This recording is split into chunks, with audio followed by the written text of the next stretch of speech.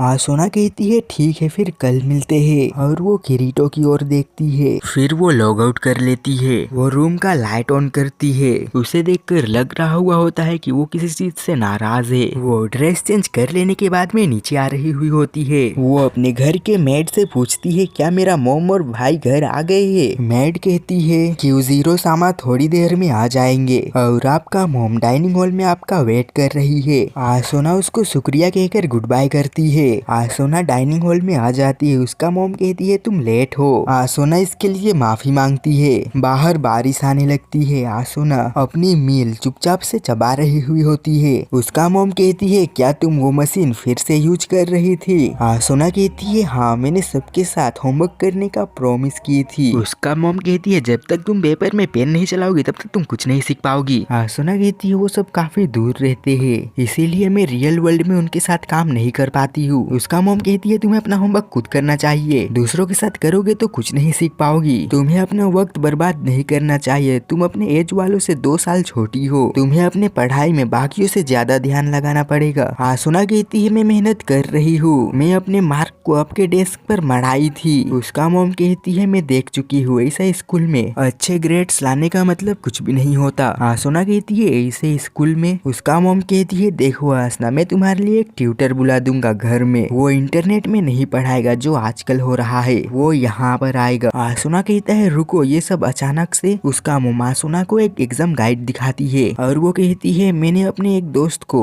Entrance exam देने के लिए मना दिया है जो ओवरसीज है। फिर तुम एक असली स्कूल में जा पाओगी उस बेकार सी जगह से जहाँ तुम अभी हो। और जिनको याद नहीं है उन्हें बताना चाहता हूँ कि जितने भी लोग स्वॉर्ड आर्ट ऑनलाइन से वापस आए थे उनके लिए एक अलग स्कूल बनाया गया था उनके मेंटल हेल्थ को देखने के लिए। और उसका मॉम कहती है हम उस स्कूल को पैसे देकर तुमको आधे साल में ही ग्रेजुएट करा देंगे फिर तुम सितंबर से कॉलेज जाना स्टार्ट कर सकती हो। आसोना कहती है नहीं ये सब मेरे लिए बहुत जल्दी है। मैं अभी जहाँ पर हूँ वहीं सही हूँ। वहाँ पर बहुत सारे अच्छे टीचर्स है। मैं वहाँ पर बहुत कुछ सीख रही हूँ जिसको आपको जानने का जरूरत नहीं है। उसका मॉम कहती है मैं तुम्हारे स्कूल के बारे में सब कुछ जानती हूँ। इनफैक्ट उसको स्कूल कहने का जरूरत भी नहीं है और जिन्हें तुम टीचर कह रहे हो उनके पास तो क्रेडेंशियल भी नहीं है। आसोना कहती है हाँ आप कह सकती हो। उसका मॉम कहती है गवर्नमेंट कहता है कि जो भी उस इंसिडेंट में था उन्हें सेंसिटिव एजुकेशन देना चाहिए पर उनका मकसद उन सभी को एक साथ इकट्ठा करने का है जिन्होंने एक दूसरे को मारने में 2 साल लगा दिए। उन सभी को मॉनिटर करने के लिए वो शायद ही एक जेल ही होगा।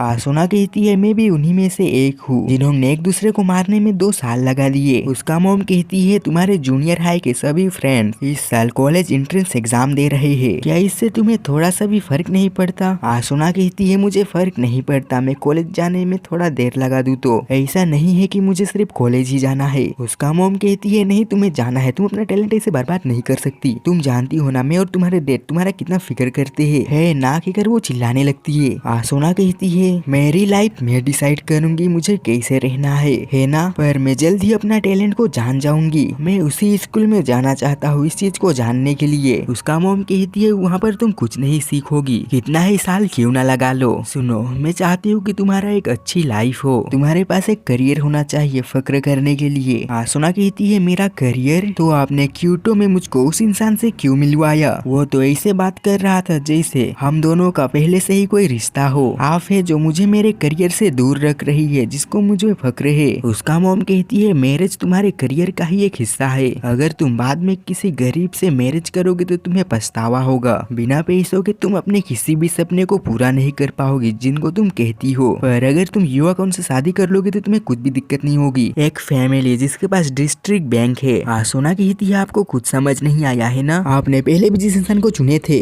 उसने आरसीटी को बैंकक्रप्ट कर दिया जिसने हमें इतनी परेशानी दी। उसका मॉम कहती है बहुत हुआ। मैं इसके बारे में और एक शब्द भी नहीं सुनना चाहती। तुम्हारे फादर को वो पसंद है इसीलिए वो चाहता है कि तुम उससे शादी कर लो। युवा कौन सही है वो ज्यादातर लोगों से बात नहीं करता है। आसोना कहती है मैं उससे शादी नहीं करूंगी और मैं जिससे करूंगी उसे मैं खुद चुनूंगी। उसका मॉम कहती है ठीक है तुम चुन सकते हो लेकिन उस स्कूल से तो बिल्कुल भी नहीं। आसोना कहती है तो क्या आप उसके बारे में जान गई। उसका मॉम कहती है प्लीज समझो हम तुम्हारे खुशी के लिए ही ये सब कर रहे हैं। तुम अपनी बहुत सारी करियर बनाने की काबिलियत रखती हो। आसोना कहती है ट्रांसफरिंग के बारे में मुझे सोचने का समय चाहिए कहकर वो वहाँ से उठकर चले जाती है। उसका मॉम कहती है याद याद रखना डेडलाइन अगले हफ्ते तक है। आसोना जाते हुए कहती है आपको ग्रैंड मदर और ग्रैंडफादर के ऊपर शर्म आती थी जो कि अभी मर गए, इसीलिए क्योंकि आप अमीर खानदान में पैदा नहीं हुए थे। उसका मोम आसोना वापस आओगे कर चिल्लाने लगती है। आसोना किरीटो का याद करने लगती है जहाँ पर वो किरीटो से पूछता है किरीटो तुम आगे क्या करने वाले हो। किरीटो बताता है वर्चुअल डेवलपर बनने का। आसोना कहती है मैं किरीटो कुन के साथ अपना सपना पूरा करना चाहती हूँ, उसके साथ रहकर। और वो किरीटो का बात को याद करती है जहाँ पर वो कहता है तुम मुझसे भी ताकतवर हो आसोना। आसोना कहने लगती है पर मैं नहीं हूँ, सिर्फ उस वर्ल्ड में ही मेरे पास फाइट करने का ताकत है। आसोना नाइट ऑफ द ब्लड जा चुकी है, रियल वर्ल्ड में मैं पावरलेस हूँ। आसोना किरीटो के पास आती है और वो कहती है किरीटो कुन आजकल तुम यहाँ पर काफी कम आते हो। आसोना किरीटो को इस बारे में नहीं बताती है। वो दोनों एक रैबिट को देखते हैं। आसोना कहती है हे तुम्हें याद है तुम फर्स्ट टाइम मेरे घर आए थे सेल्वर में। किरीटो कहता है मैं ये कह नहीं सकता, मेरी याददाश्त काफी बुरी है, फिर भी मुझे वो याद है जब मुझे एस क्लास रेयर आइटम मिला तब तुमने मेरे लिए उसको कुक कर दी थी। हाँ वो सच में काफी स्वादिष्ट था, मुझे अभी भी याद है वो। आसोना कहती है तुम हमेशा खाने के बारे में ही सोचते हो। किरीटो कहता है आसोना तुम उससे सच में लड़ने वाले हो, तुम जानते हो ना तुम उससे जीत नहीं पाओगे। आसोना कहती है मैं जानती हूँ वो कितना पावरफुल है, पर मुझको अभी भी भरोसा नहीं हो रहा है कि तुम हार गए। वैसे लीफा ने मुझको बताया तुम दोनों एक दूसरे से कुछ कह रहे थे, आखिर वो क्या था। किरीटो कहता है मुझे एक चीज परेशान कर रहा था, मैंने उससे पूछा क्या तुम इसी वर्ल्ड में रह रहे हो। वो मुस्कुराया और अपने फास्ट स्किल से मेरे ऊपर अटैक कर दिया। आसोना कहती है इसी वर्ल्ड में रह रहे हो मतलब एक प्लेयर जो कि एएलओ में ही रह रहा है। किरीटो कहता है इसका मतलब ये नहीं कि वो एएलओ में ही रहता है, वो इस वर्ल्ड को ही जीने का महसूस करता है। आसोना कहती है इसका क्या मतलब है। किरीटो कहता है मैं तुम्हें और परेशान नहीं करता हूँ, इसे तुम खुद महसूस करो। वो सब आते हैं और कहते हैं डिस्टर्ब करने के लिए माफ करना, बट जाने का समय आ गया है। आसोना कहती है हाँ मैं जानती हूँ। वो सब वहाँ पर आ जाते हैं। वहाँ पर आते ही एक प्लेयर को हारते हुए वे लोग देख लेते हैं। आसोना उसको देख पाती है जो कि एक लड़की होती है। फिर से धोखा मतलब न्यू वाइफू, बढ़िया है। वैसे तो आसना का उम्मीद चूर चूर हो जाती है और वो लीस को कहती है वो एक लड़की है और वो किरीटो की तरफ देख कर कहता है क्या तुम इसी वजह से हारे। किरीटो कहता है नहीं, लड़की होने के बावजूद भी मैंने उसे हल्के में बिल्कुल भी नहीं लिया था, सच में ये सच है, बिल्कुल सच। वाइफू कहने लगती है अब मुझको अगला चैलेंज कौन देने वाली है। लीस कहती है आसोना ये तुम्हारे ही लिए है। आसोना कहती है मैं इसके लिए प्रिपेयर नहीं थी।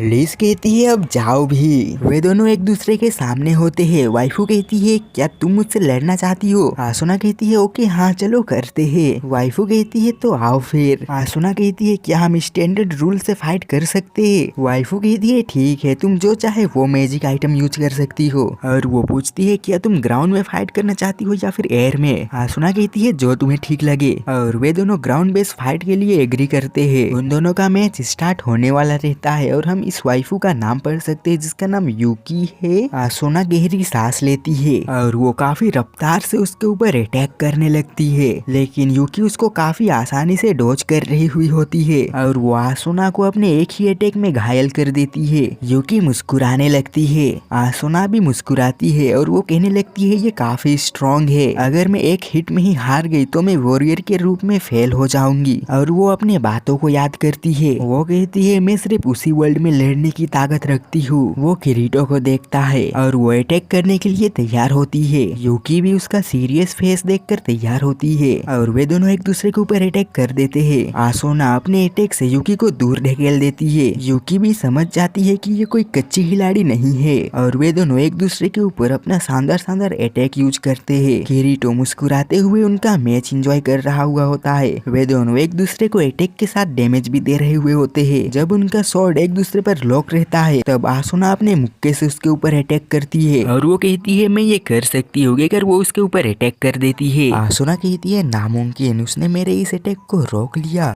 यूकी आसुना के ऊपर अटैक कर देती है। आसुना कहती है मैं ये ऐसे खत्म होने नहीं दे सकती, कहकर वो भी अटैक कर देती है। आसुना के अटैक से वो दूर चले जाती है। तब यूकी काफी स्पीड से 11 हिट कॉम्बो आसुना के ऊपर यूज करती है। आसुना कहती है मुझे इतनी ताकतवर इंसान से हारने में कोई दिक्कत नहीं होगी। वो सब देखते रह जाते हैं। यूकी आसुना को पूरा खत्म नहीं करती है और वो कहती है इसमें बहुत मजा आया और निशान में तुम्हें चुनती हूँ। आसुना कहती है क्या हम फाइट खत्म नहीं कर रहे हैं? यूकी कहती है नहीं यही ठीक है, क्या तुम कंटिन्यू रखना चाहती हो? आसुना नहीं में सर हिलाती है। यूकी मुस्कुराती है और वो कहती है मैं तुम्हारी ही तरह कोई सही इंसान को ढूंढ रही थी। और वो आसुना का हाथ को पकड़कर हवा में उड़ा ले जाती है और वो आसुना से अकेले में कहती है प्लीज हमारी मदद करो। आसुना कहती है तुम्हारी मदद करूं। और इसी के साथ ये एपिसोड यहाँ पर खत्म होता है। वैसे तो मैं कभी लाइक टारगेट रखता नहीं हूँ, लेकिन 3 के सब्सक्राइबर है, 100 लाइक 100 कुछ ज्यादा हो गया, 50 लाइक तो हो ही सकता है ना? तो कर दो ना 50 लाइक, सिर्फ ज्यादा नहीं 50 50। तो बाय चलता हूँ, क्यों लाइक का भीख मांग रहा हूँ। Okay bye.